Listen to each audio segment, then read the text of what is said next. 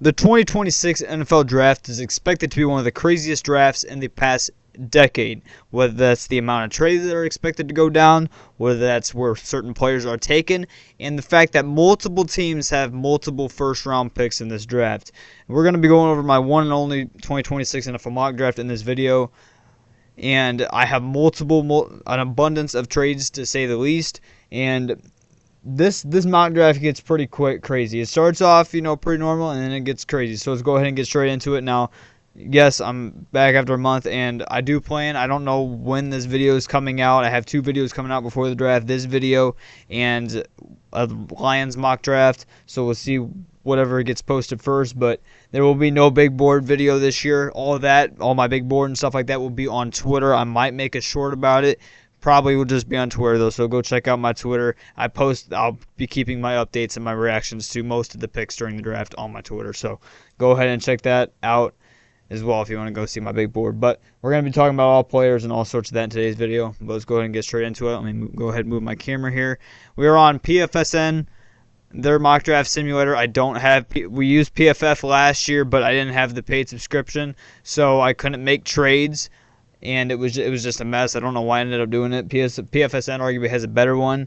They have the PFF big board here, so it's essentially the same thing, but I'm able to do trades. So this is just the mock draft simulator we're going to be using. But this is PFF big board and everything like that. So it's essentially the same thing, just a different look and format.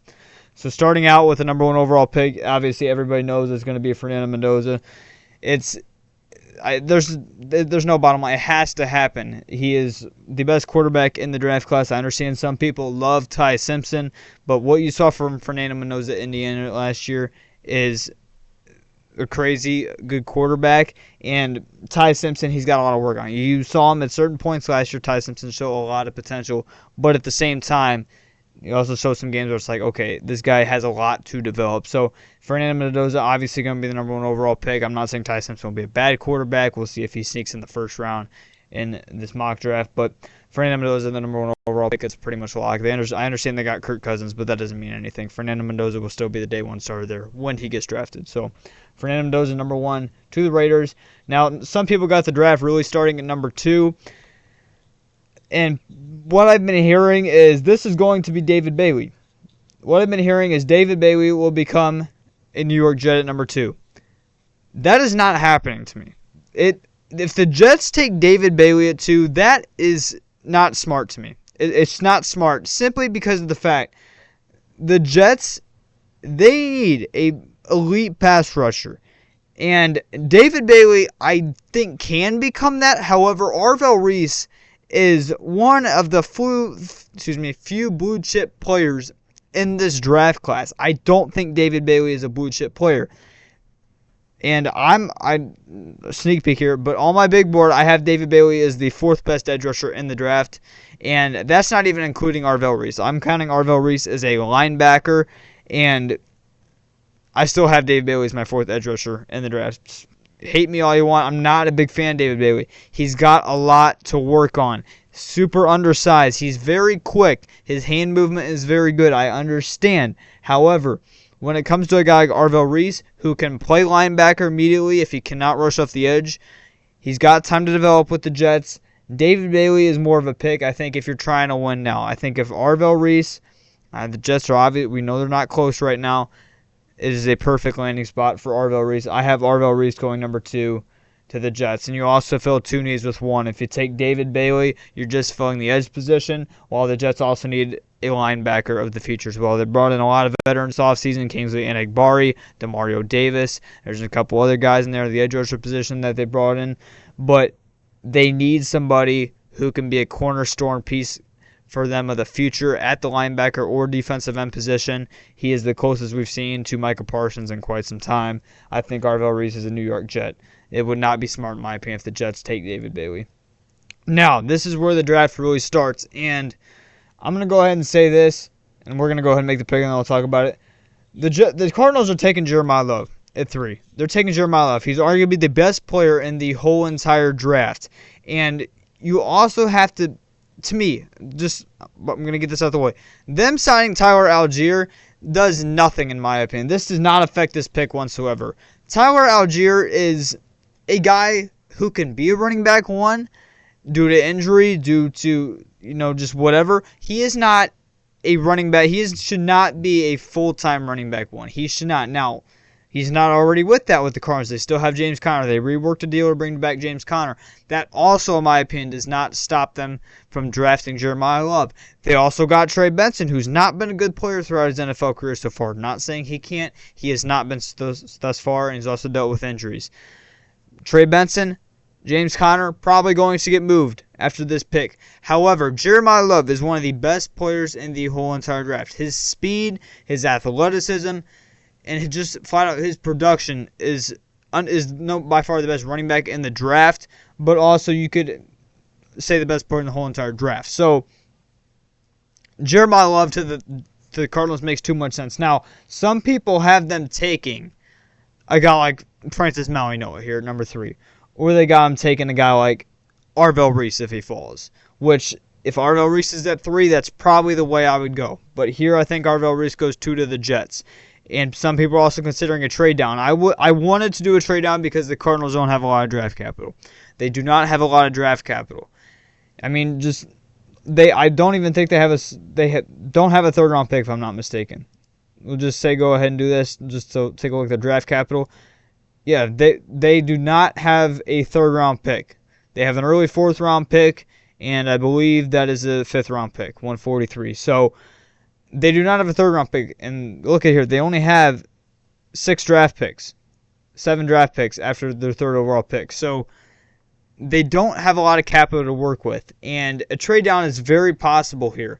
But in my opinion, it's not necessary. You take the best player available. Jeremiah Love is going to boost your offense significantly. Unlike if you take a guy like Francis Mauigoa, in my opinion. I love Francis Mauigoa as a prospect. He's my number 1 tackle in the draft. But in my opinion, you tried to trade. If you're going to go the tackle route, you want to trade down a couple spots to try to get him. He'll be very good in the NFL, Francis Mauigoa. But what you would do, in my opinion, is you would want to trade down a couple spots where that's, with the Browns at 6. I'm trying to think of a team that would maybe want to move up. Maybe the Commanders, if they want to go take Jeremiah Love. They don't have a lot of draft capital either. But maybe something like that's worked out. I heard Dallas is in the rumors to possibly trade up to number 3, trading both their first-round picks that they have in this year's draft. That would be idiotic to me, unless if Arvell Reese is on the board. So there's a lot of things that could possibly happen. But again, this is just BPA here if it was a position need, even though a lot of people don't think it is a position need. It definitely is, in my opinion.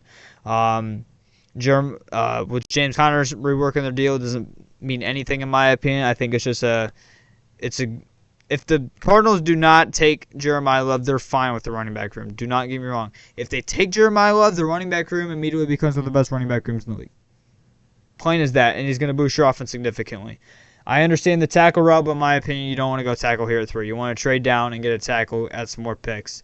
Because the second best tackle in the draft, in my opinion, Monroe Freeling, has a higher ceiling than the number 1 tackle in the draft, and Francis Mauigoa. And you also got some other good tackles down the board as well. Caden Proctor has a lot of potential, very low 4. Spencer Fano has the flexibility to play as an interior offensive lineman. I personally do like him better as an interior offensive lineman. Not a big fan of him as a tackle in the NFL. More a fan of him as an interior offensive lineman, specifically center. I'd like to see what he could do at center. But 3 is just not a play to me here for any offensive tackle, any offensive line for the Cardinals. You already got Paris Johnson Jr. I don't think it's an absolute need here at 3 for tackle for the Cardinals. On to 4 with the Titans. And this one was very difficult for me because they are heavily rumored to take Jeremiah Love at 4 if he is here. Did not fall, obviously. And they would probably take Arvell Reese if he was here at 4. Both those players did not fall. Titans are in a difficult spot because they ended up trading for Jermaine Johnson, obviously. They ended up doing a Trevondre Sweat for Jermaine Johnson trade straight up. Jermaine Johnson is a good pass rusher, not great. Probably can be an edge 1 for you since they're in rebuilding phase still as the moment. But they need edge help. And I wanted them to trade down, but this is the problem with this draft. There's going to be a lot of trades, we know this. But to me, a lot of the teams that could use an edge rusher either don't pick until middle to late first round, and they don't have the capital to come up this high to number 4. Now, some people are speculating, well, maybe it's not going to take as much capital to move up in this year's draft, because to a lot of people, this is not a good draft class. Not a lot of blue chip players. From the blue chip players' perspective, I understand that, but I don't ever like to judge draft classes based off of blue chip players. I don't. If there's a lot of players in a draft with lots of potential that you can see the potential when you watch the film, then I don't think you can call it a bad draft class. And that is how I feel about this draft class. There's not a whole lot of blue chip players. I will agree with that. But with the amount of players that have so much potential, in my opinion, to become all pros, whatever it may be in the NFL, great starters, I think there's a lot of players like this in this draft. And in my opinion, the board is just the Titans here are in a difficult spot. They're in a very difficult spot, and I had them taking David Bailey. I got David Bailey going number 4. It's, again, just kind of BPA here. I wanted to trade down, but no teams here. Maybe the Giants tried to trade up from 10 to 4, and they had back-to-back picks to land Caleb Downs and Jordan Tyson, who they're rumored to both take if they're available at pick 5 and pick 10. Maybe they make sure they get those two guys, but they also don't have a lot of draft capital down the board as the New York Giants. So I don't really know. Kind of a bad situation for the Titans here. You just kind of go PPA and you hope David Bailey can become the next top 10 edge rusher in the NFL, whatever it may be. But I don't love this pick for the Titans, but I think this is just unfortunately how the board fell out for them, and that's the pick they're going to have to force to take, in my opinion. I do not see a receiver there at 4. 5, we have the New York Giants, and they are rumored to take, from what I've been hearing, Caleb Downs or Jeremiah Love at number 5, whoever is there. Jeremiah Love went off the board at 3. Caleb Downs is here at 5, and that's who the New York Giants are going to take. Now, I don't love this pick. He is one of the few blue chip players in this draft, but I don't love this pick because you have pick 10. If you didn't have pick 10 that you got from the Dexter Lawrence trade, by the way, the Giants won that trade. People who say that the Bengals won the trade or it's an even trade, I think you're lying, dude. If Dexter Lawrence played at the level that he did in 2024, in 2025, yes, you could say the Bengals definitely won the trade because you probably could get more than just a first-round pick, let alone the 10th overall pick. But the level that he played on 2025 was not great. It was not great, and it's very concerning. Now, should he have gotten a first-round pick? Should the Giants have gotten a first-round pick? Yeah, probably. But pick 10, that is a little bit insane to me. Obviously, the Giants were going to go ahead and take that. Now, Dexter Lawrence does boost the Bengals' defense significantly. They have B.J. Hill over there, who is a very underrated defensive tackle, so I didn't think they needed to make this move. I thought an edge rusher would make a little bit more sense. And from pick 10, it's a difficult spot to be in this draft because there's a chance that all the blue chip players, probably a really good chance that all the blue chip players are gone by pick 10. And you're in a very difficult position where you're going to have to be forced to trade down, and then you're going to have to settle for somebody that you didn't necessarily want to take, especially if they think they're in a Super Bowl window, which it seems like they appear to be trading for Dexter Lawrence. Overall, I think it's a great trade for the Giants, but we'll see how it pans out here. But again, Caleb Downs here goes 5 to the Giants. I would prefer them to either trade up from 10 to go land Caleb Downs, or hopefully he falls to 10 and they take Caleb Downs and they take Sonny Styles here at 5. But from what I've been hearing, it's going to be Downs if he is here at 5, and that's just the route we're going to go. Personally, I would go Sonny Styles or a trade down here, but that is who they're going to go here at pick 5. And we have our first trade. I already planned this mock draft out to make it a little bit less confusing from last year. So I have all the trades saved in my phone that I made when I pre-planned this. Hopefully this draft does not crash because this website does crash a whole lot, I've realized this year. But we have a trade. We are going to have the Kansas City Chiefs move up to pick 6 with the Cleveland Browns. The Kansas City Chiefs are sending pick 9, pick 40, pick 176, and pick 210 for pick 6. Pick 70, 146, 149, and 206. The Chiefs move up here, and they are going to go ahead and take the best tackle in the draft in Francis Mauigoa to lock down the right side of the offensive line. And in my opinion, this is a move that makes sense for Kansas City. It is a move that makes sense because Francis Mauigoa, I highly guarantee, will not be on the board at number 9. I would be shocked if he is on the board at number 9. He is too good of a prospect to be on the board at number 9. He has the flexibility to play guard as well, which helps a lot. So in my opinion, it's pretty similar when it comes to the point value chart. I think this trade would go down in real life. Obviously, it's a lot of picture exchanging here and there, but you're not. The Chiefs are only losing one pick in general, and they go up and get their right tackle of the future, and get their bookend tackles of the future with Josh Simmons and Francis Malianoa. So this is a trade that makes a lot of sense for both sides, in my opinion. The Browns, I don't think, are forced to take Malianoa here, even though he is the best the best tackle in the draft. I do not think he is the best offensive lineman in the draft. We'll get to that here in a little bit, who I think that is. But best offensive tackle in the draft. But the Browns are also in a situation where they need so many positions. Wide receiver is a big need. Tackle is a big need. But the tackle depth, when it comes to early in the draft, round 1, is very good. You have a lot of tackles.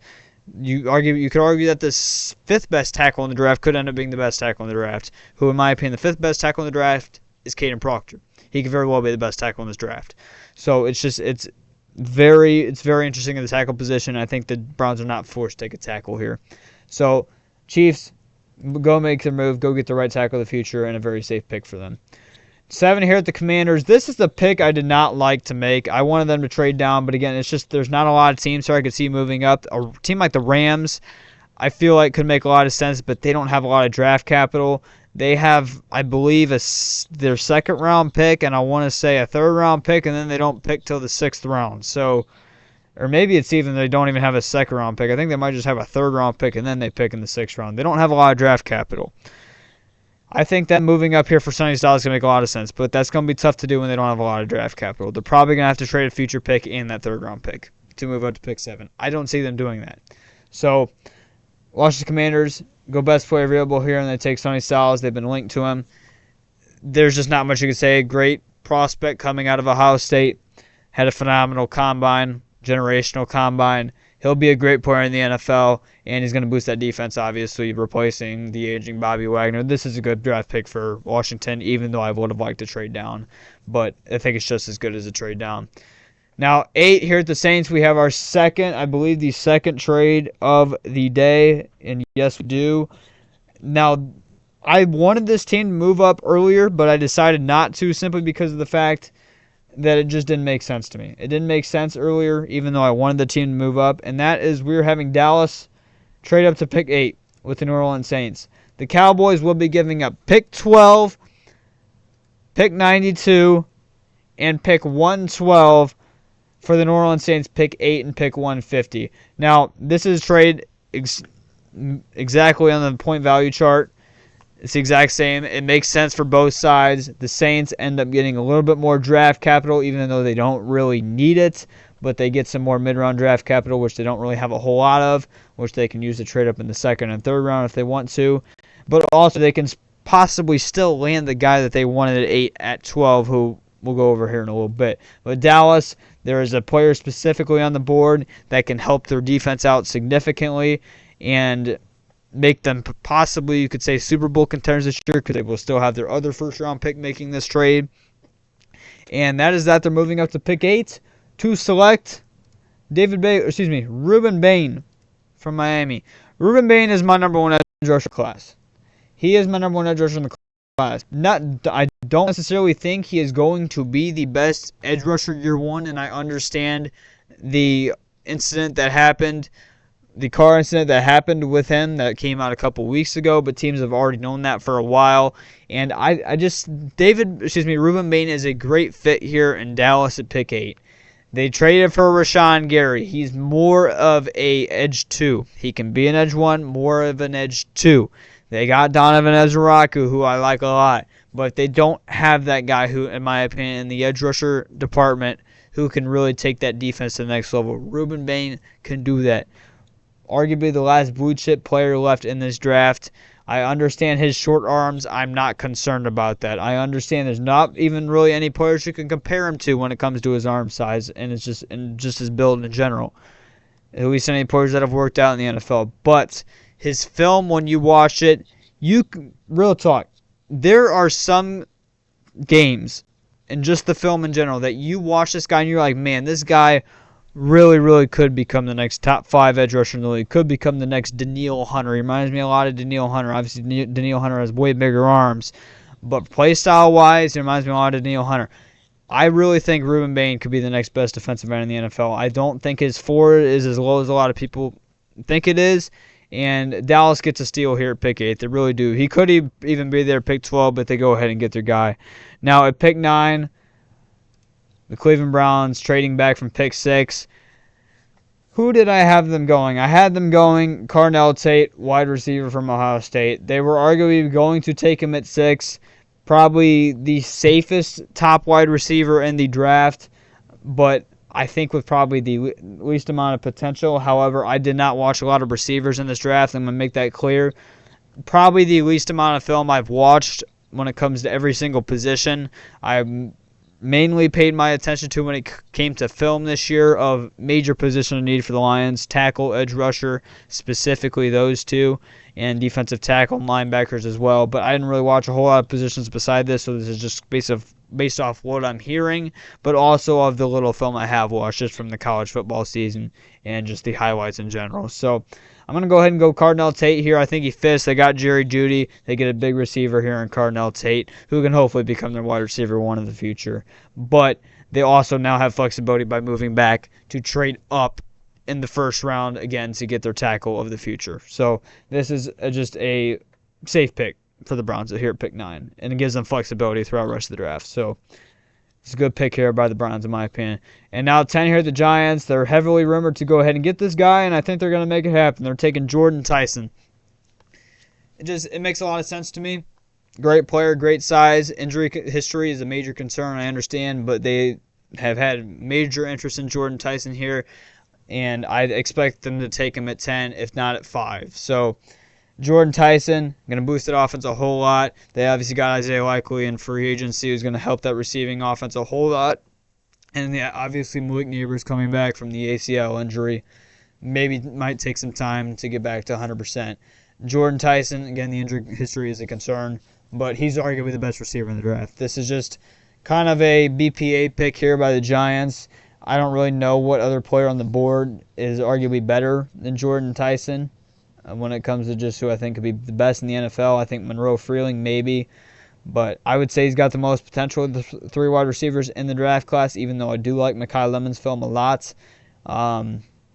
Big slot guy, obviously, and I think he's going to be a great slot in the NFL. But he's probably the best player remaining in the draft, to be honest. So Giants go in here, take him at 10, and it's a great Wan'Dale Robinson replacement, even though it's obviously a different body type. But I'm a big guy. I'm a big fan of Wan'Dale Robinson. I think he's going to do great in Tennessee, and I think Jordan Tyson is a good replacement here. Great replacement, matter of fact.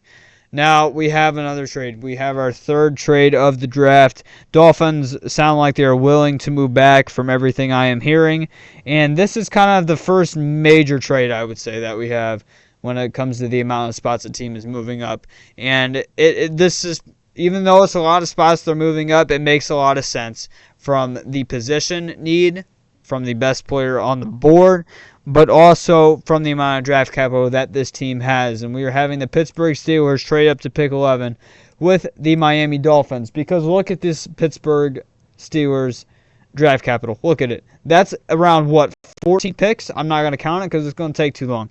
That's around 14 picks, and they have 3, 4, 5 picks in the top 100. They have flexibility to trade up in this draft, and they're going to do exactly that. They are going to go ahead and move up 10 spots to the Dolphins. They will trade pick 21, pick 53, pick 216, and pick 224 for pick 11 and pick 151. I honestly could see them having to give up more, to be honest, but I think this is a trade that the Dolphins would be willing to accept. So it's a great trade by both sides, in my opinion, and a great trade by the Steelers for the player that they're going to get. And I think by this move, they're going to go ahead and get their left tackle of the future or right tackle of the future in Monroe Freeling from Georgia. He's my second best tackle in this draft. I think he has the highest potential of any tackle in this draft. I don't expect him to be the best player year one. However, of the trait, he's great size. 6'7", 315 pounds. Great arm length, great hands, and he's very quick as well, very elusive in his great athleticism. This guy has a lot of potential. The problem is he only started 1 year. He only started one full season, and he had some rough patches. But he kept getting better along the season. And in my opinion, this is a pick that the Steelers can make as well. Again, with the draft capital that they still have, even after making this draft pick, they still have 3 more picks in the top 100 after this pick. And they still got lots of draft capital after that to move up if they wanted to. And this is most likely going to be your left tackle of the future. They obviously have Troy Fautanu, but they also have Broderick Jones, who is dealing with the injury, which is also why I made this pick. But it gives them flexibility to have a tackle battle year one and then hopefully have Monroe Freeland become the left tackle of the future. It's a great pick by the Steelers, and we're expecting a tackle run to happen around this range, and that's exactly what's going to happen in this mock draft, whether that's the teams that are on the board right now or not, but we'll see. Now, the Saints here at 12 have a major needed defensive back, and that's exactly what they're going to go ahead and dress. They're going to take Mansour Delane, probably the most ready NFL cornerback, and obviously the injury concern with Jermod McCoy is the reason why. He did not play at all in 2025. Jermod McCoy, his 2024 film was great, but the problem is his injury is just apparently he might need another surgery, and that's just going to, in my opinion, get pushed down the board even more. So I expect Jermod McCoy to still go in the round 1, but Mansour Delane is definitely going to be the first cornerback off the board taken if there was any doubt, and it's a great pick to the Saints here. Probably would have took them at 8 if they didn't get the trade back, like I said earlier, and they get a lot of draft capital from it as well, so much needed draft capital. So it's a great pick here by the Saints, and we have I believe this is the 4th trade of the video, and this is what I was speaking about earlier.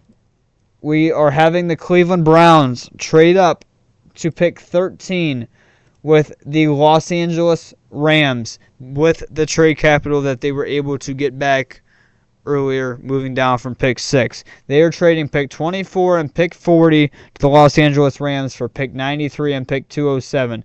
The Rams they're actually losing a pick here because they don't have a lot of picks. And obviously, like I said, they have 3 7th-round picks, 1 6th-round pick, 2nd and a 3rd-round pick. However, they're getting an early 2nd-round pick here, and now they have flexibility to take 2 great players in the 2nd round and just, have 3 7th-round picks to work with.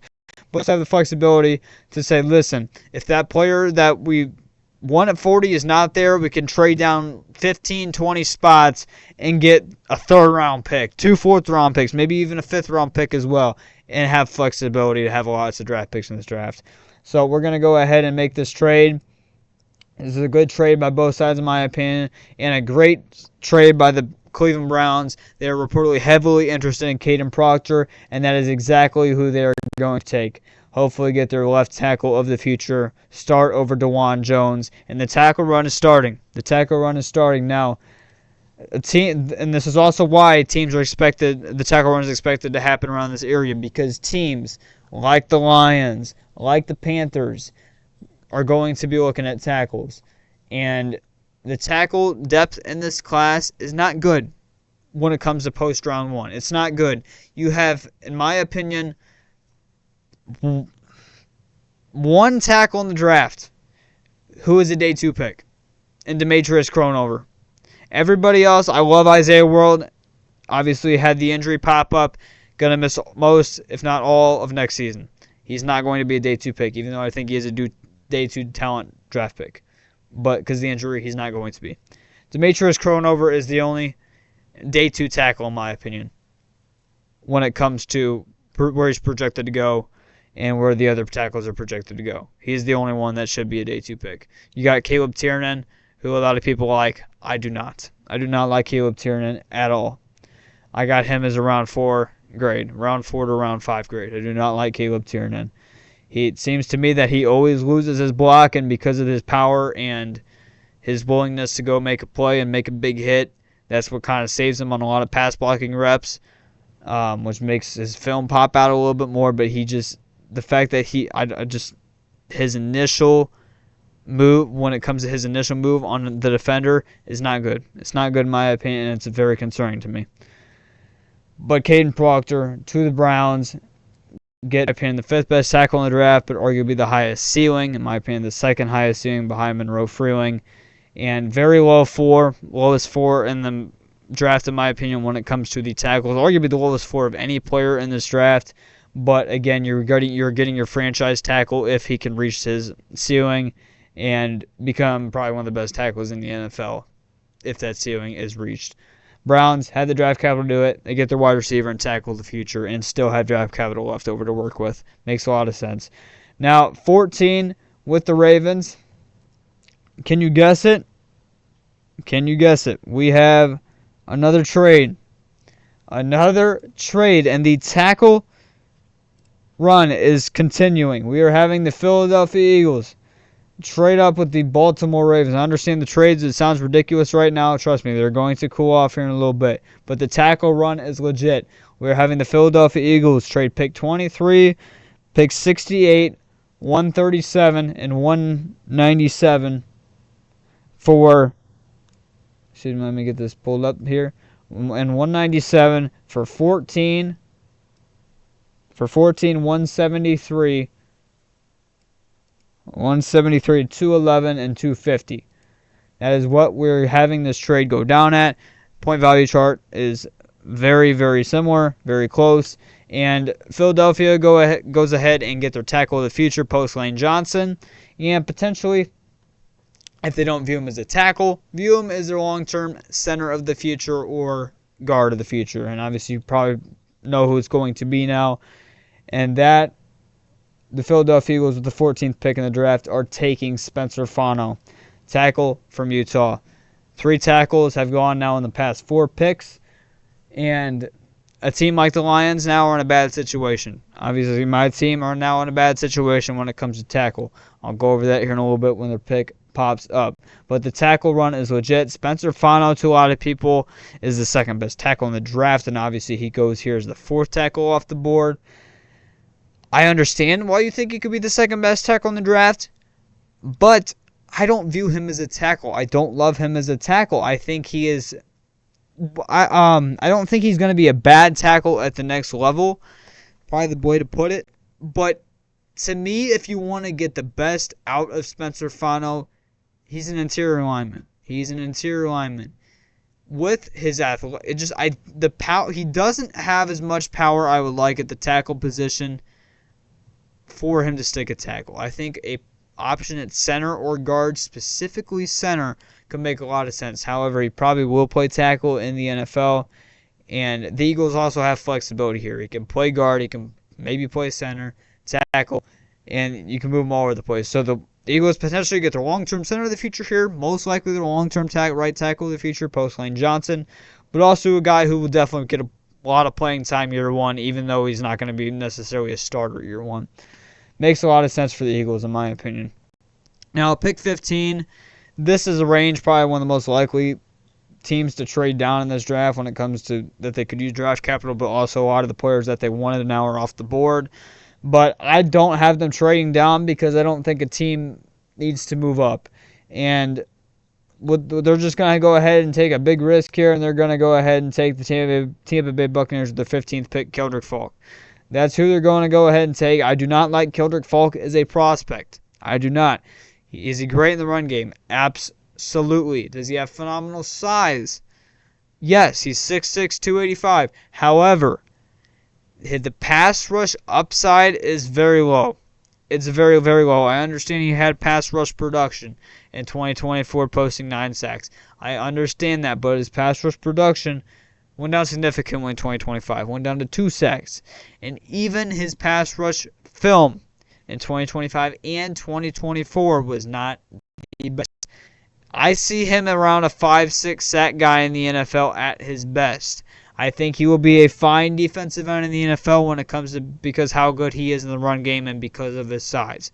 However, my opinion, he is not worth a first-round pick, let alone a top half first-round pick. I have a 2nd to 3rd round grade on Keldrick Falk. And I would not take him with the second-round pick if I was the Detroit Lions, no matter what they did in round 1. I would not. I would go a different edge rusher. I would. I'm not a big fan of the Keldrick Falk. I think his 4 is too low for his ceiling. I think his ceiling is a slightly above starting edge rusher.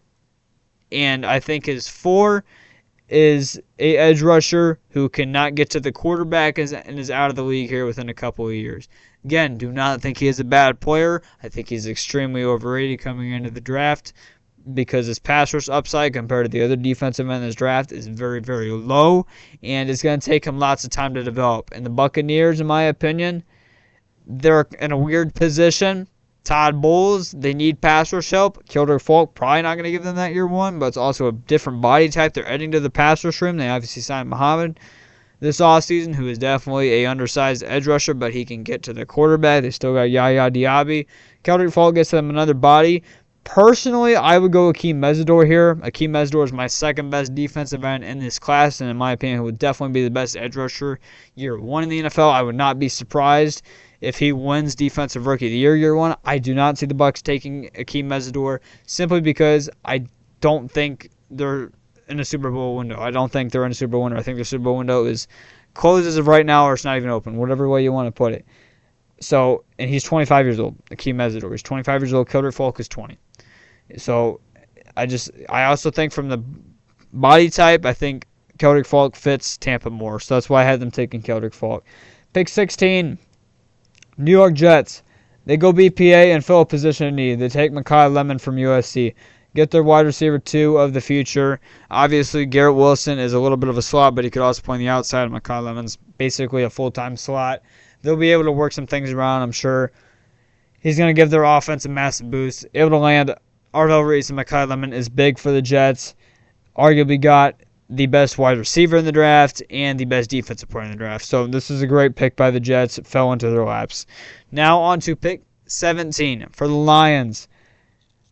In my opinion, there are 5 players that the Detroit Lions are really, really targeting in this draft. And if I had to place a bet on the 5 most likely players to become Detroit Lions at the end of tomorrow night, going in order, I would bet that number 1, Caden Proctor, will be a Detroit Lion. If I had to put a bet on any single player that will be a Detroit Lion by the end of tomorrow night, I think it's going to be Caden Proctor. We've had reportedly heavy interest in him. He fits from a culture perspective. He fits us from a size perspective. He fits us from a young developmental tackle who can become great perspective. And I think he will be a Detroit Lion. If I had to make a prediction, I think he will be the Detroit Lions' first-round pick tomorrow. But I think the Lions also have a lot of interest in other players. And their second most likely option, I think, to become a Detroit Lion by the end of tomorrow is still on the board.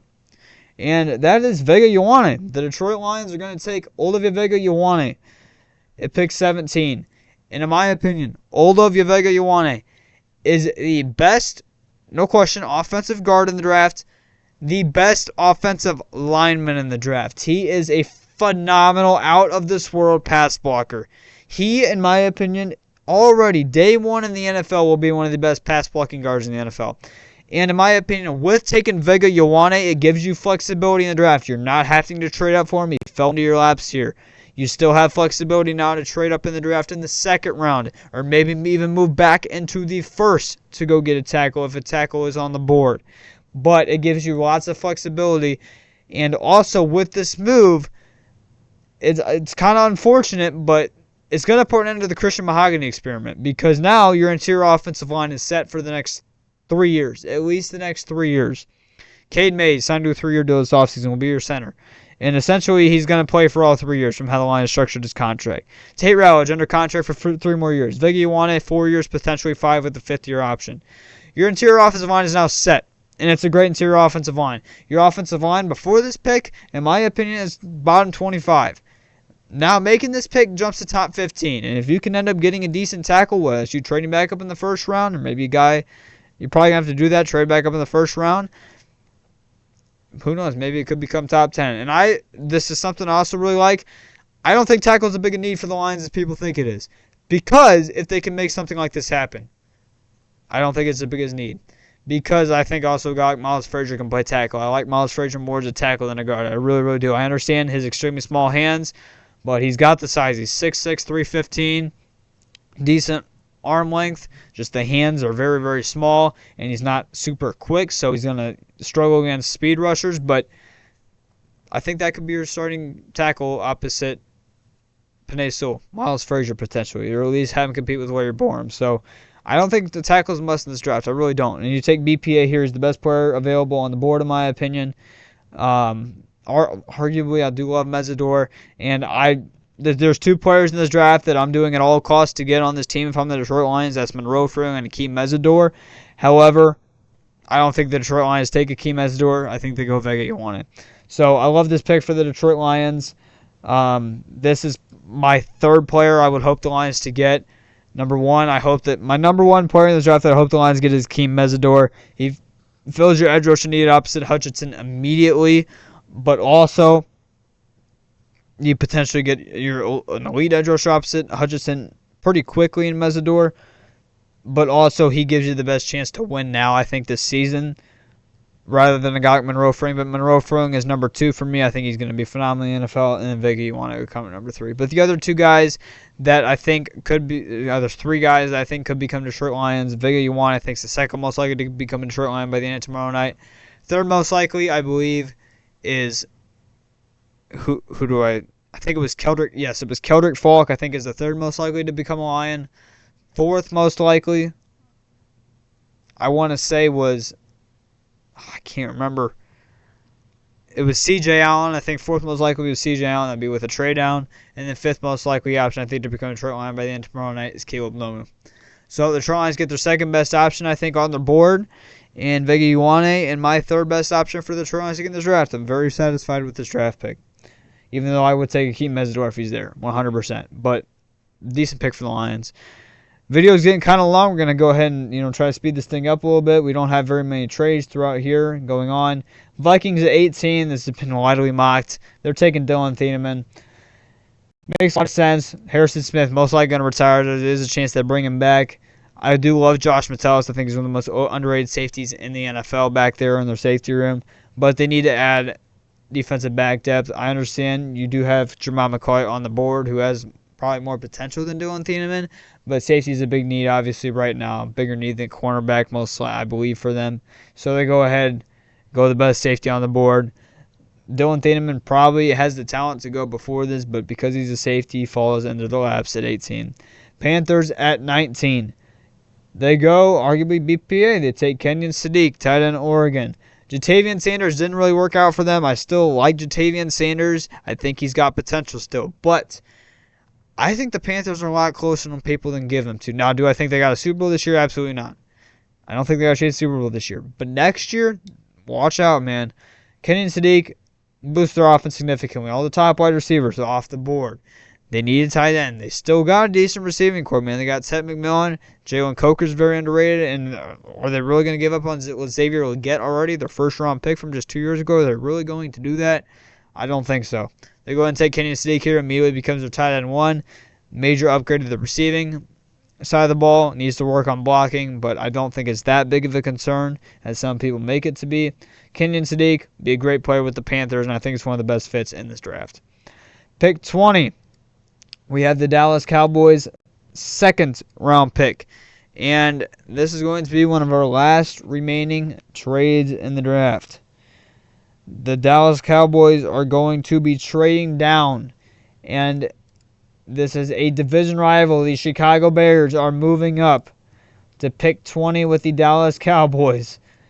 And I would absolutely hate this if this happens in real life. The Bears are giving up pick 89 and pick 241 for pick 20 and 180. And I would absolutely hate this trade if it went down in real life, because I think with this 20th overall pick, they take Akeem Mesidor in a win-now mode. I mean, even though I think their window's open for the next couple of years in kind of a win-now mode, they take, in my opinion, the best player remaining on the board, and he's been the best player remaining on the board for at least a couple picks now. And he will become immediately the best pass rusher. I think he'll be immediately better than Montez Sweat, even though I think Montez Sweat's a good player, but that's just how good of a player I think Akeem Mesidor will be. And I think Hakeem Mesidor will be a top 15 pass rusher in the NFL within 2 years. He's a great player in a win-now mode. They need pass rush help. I understand their interior is concerning. I think they can get somebody in the second round because I think defensive tackles are going to fall in this draft. And a guy like Caleb Banks, I think, can make a lot of sense for them in the second round. This is a great trade for the Bears. Great pick. I would hate this. I would hate this if this happened in real life. Would absolutely hate it. 21. We have the Miami Dolphins. This guy fell into the laps. They're taking Jermod McCoy from Tennessee. They obviously traded back from pick 11. This is the first round pick of the night. Obviously, you have 2 here.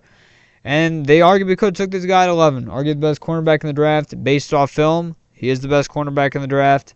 But again, the injury concern is very real. But BPA here, they got extra draft capital. Filled the number 1 cornerback need. And they don't need him to be great and healthy immediately. They really, really don't, because they're nowhere close to the worst team in the NFL, in my opinion, right now, based off the roster. But Jermod McCoy is going to help that out a whole lot, and he'll be great in the NFL at the next level. I really, really do believe that, as long as he can stay healthy. 22, we have the first, I would say, shocker of the night when it comes to a player sneaking into the first round. A lot of people do not have this player going in the first round. I do. 22nd overall pick in the draft, the Los Angeles Chargers select, you thought, Emmanuel Pregnon, guard, Oregon. He is phenomenal. He is really, really good, man. Pregnon is really, really good. He's projected to go in the early second. Some people do got him sneaking in the late first. I think he could really be a mid-first round pick like he almost becomes here. He's going to be phenomenal at the next level. Him and Vega Ioane are exceptional guards, in my opinion. Exceptional guard prospects. He will also be a phenomenal guard. You're one great pass blocking guard. Now he's a little bit on the older side. He's 24. But the Chargers' offensive line, obviously their tackles can never stay healthy. Joe Alt and Rashawn Slater. But if they can't stay healthy, that offensive line has potential to be top 5 in the NFL. It really, really does, because they picked up Tyler Biadasz as well in free agency. Tyler Biadasz is arguably top 10 center in the NFL. Joe Alt, arguably top 10 tackle in the NFL. Rashawn Slater, arguably top 10 tackle in the NFL. Emmanuel Pregnon will immediately become one of the better guards in the NFL. Offensive line's got a lot of potential. It really, really does. And if Marion Hampton can end up improving his sophomore season from his freshman year, oh my God, man, their offense could be dangerous. 23, Baltimore Ravens. Did not love this pick. The board really did not fall well for them, to be honest. But it does make sense in my opinion. They're going to go ahead and take, let me make sure it's the right player here. I believe this is who I had them taking, but I just want to make sure that I'm not taking the wrong player.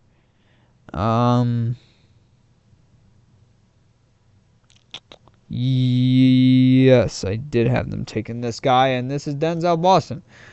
They're going to go ahead and take Denzel Boston, arguably the safest wide receiver prospect in the draft based off production. To a lot of people, his ceiling is not very high. Their ceiling is essentially what he is as a prospect right now. Fine draft pick for Baltimore. Kind of underwhelming, but at the same time, he's definitely going to help that receiving offense. Big wide receiver, 6'4", 210. So it's a big wide receiver. Going to help out their offense and in a big way. So not a bad pick by Baltimore. Would have liked their board to fall a little bit better for them, though. Rams at 24.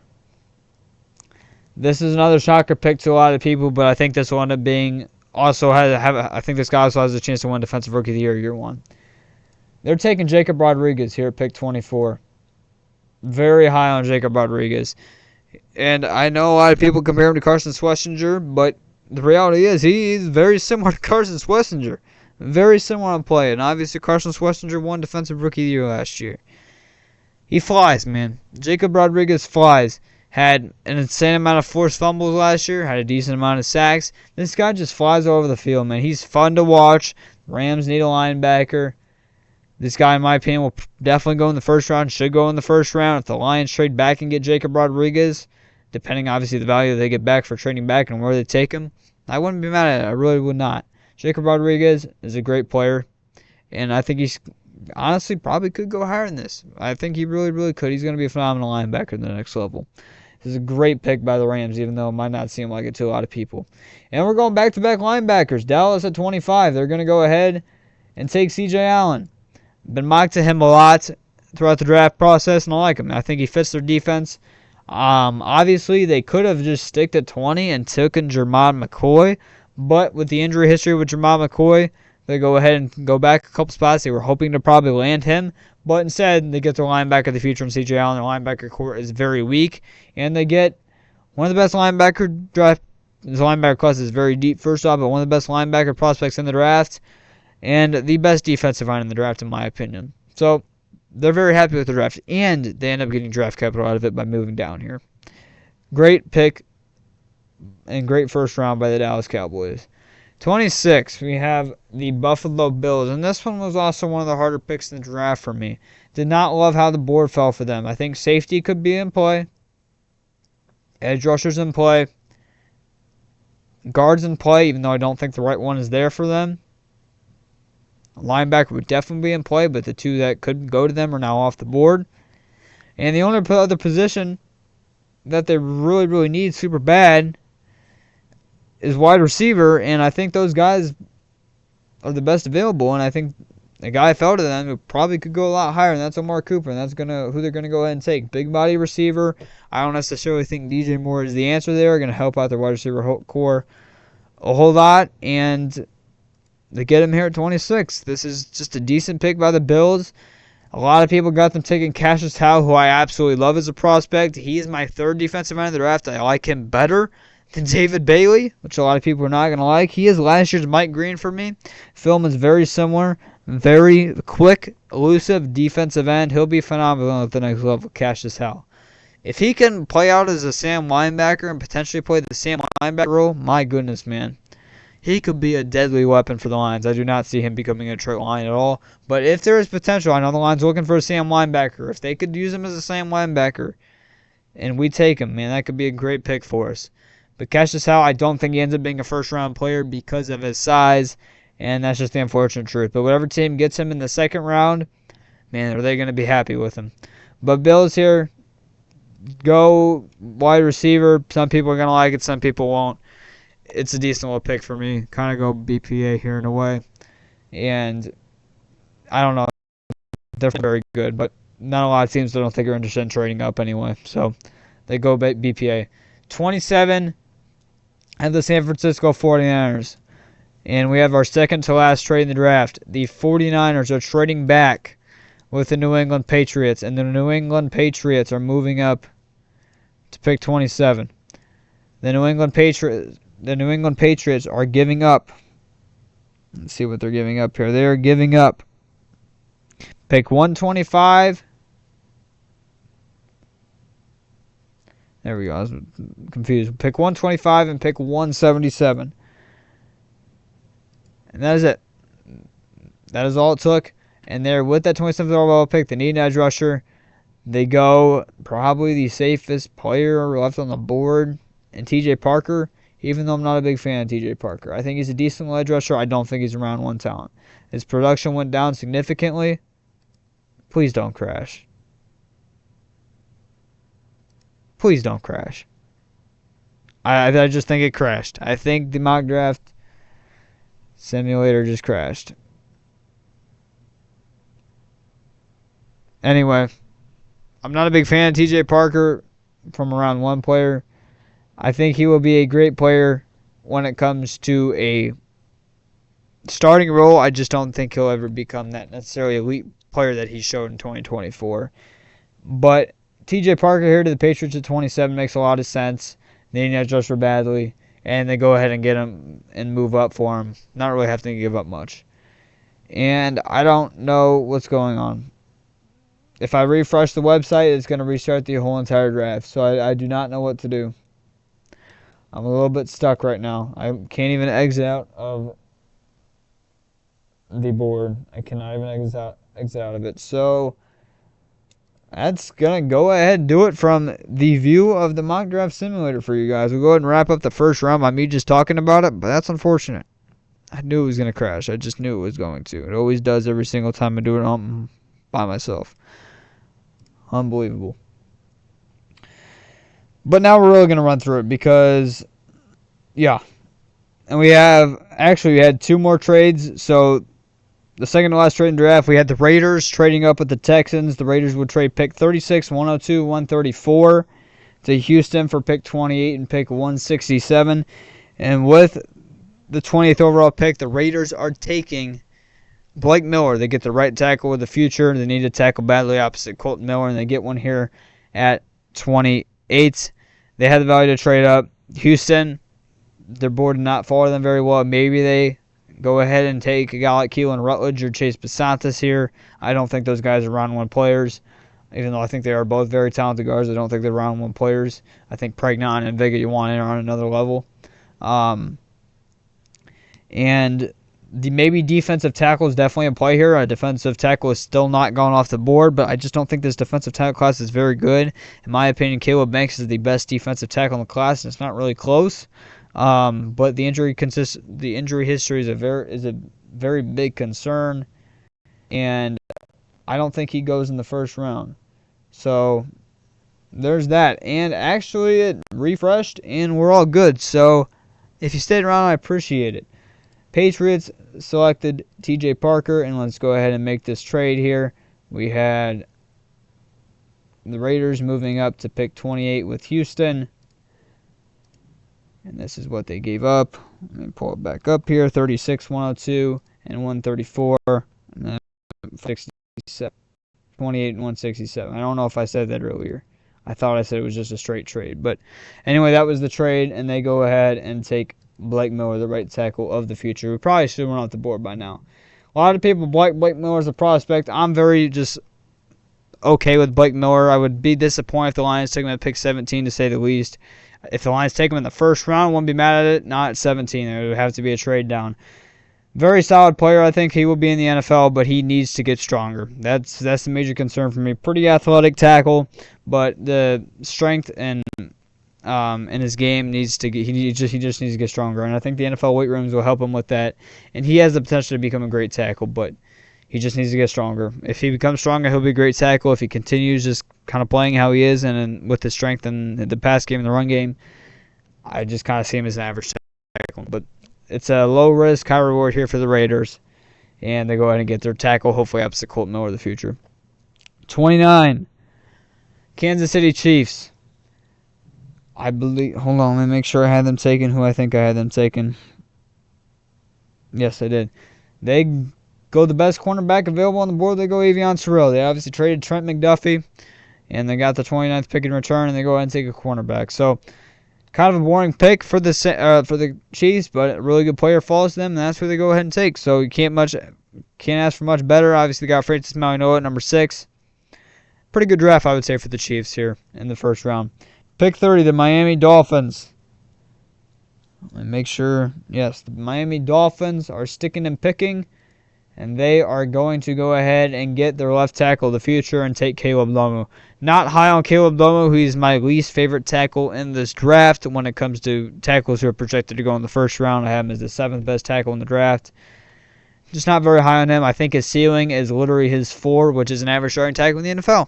If you want an average starting tackle, there you go, but you're using a first-round pick on him. I don't know. I think his ceiling is literally his 4, which is an average tackle. He's the safest tackle prospect in this draft, probably, but I just don't think his ceiling is any higher than his 4. I know it sounds weird, but I really do believe that. I don't know. Just nothing pops out about his game, and I don't think there's much that's going to improve in his game, to be honest. I mean, he's going to have to improve for him to stay in the NFL at the next level, but when it comes to, become that great tackle next level, I don't really see him ever becoming that. Will not be a bad player, though, I don't think by any means. Lions had top 30 visit with him. We take Caleb Lomu at pick 17. I'm going to lose my mind. If we take Keldrick Folk or Caleb Lomu at pick 17, let alone in the first round, I'm losing my mind. Even though they are position need, I will lose my mind. 31, 49ers. They go PPA here. I can't believe he fell to them. They were taking Maxi Nachor. Might not play a whole lot year one. They just extended Trent Williams. But hopefully they get the right tackle of the future here. I think he has the flexibility to play guard, even though a lot of people don't think he does. He's my 4th best tackle in the draft, and they get him here as the 7th offensive tackle off the board. And I would not be mad if the Lions took him at pick 17. And what do you know? He falls to 31. That's a great pick for the 49ers. Definitely probably BPA there. And 32, the Seahawks. This is the last trade of the draft. They are rumored to trade back. They made it clear they want to trade back. Kind of a boring trade back. A lot of people have this going down, but I have the Arizona Cardinals trading up here in the final pick of the first round. And Arizona, all they have to give up here is pick 143. And that is all. They have to, hold on, the Cardinals perspective. What am I doing? Cardinals perspective with the Seahawks.